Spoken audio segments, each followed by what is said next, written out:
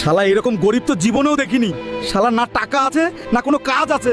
শালা হালকা, চল আমার সাথে কাজ করতে যাবি। জলদি চল, তুই যা, আমি সাইকেল দিয়ে আসতেছি।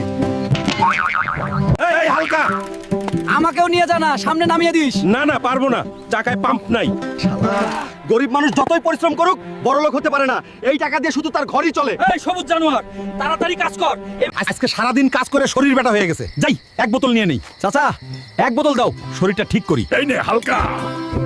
আজকেও তুই তোর মদ খেয়ে আসছিস। বাড়িতে চাল নাই কিন্তু তোর কাছে মদ খাওয়ার টাকা থাকে। আমি না, আমি আজকেই চলে যাব। তুই সারা জীবন এইভাবেই থাকবি। গরিব মানুষের কোনো জায়গায় সম্মান নাই, না বাইরে না ঘরে। এইটা কি হালকু? যাই কোনো একটা জায়গায় বসে দেখি কি আছে এখানে। ওহ ভাই, এটা কি এতগুলো টাকা? তুই তো মালামাল হয়ে গেলি হালকা। চাচা, সব থেকে দামি বোতলটা দাও, টাকার চিন্তা করো না।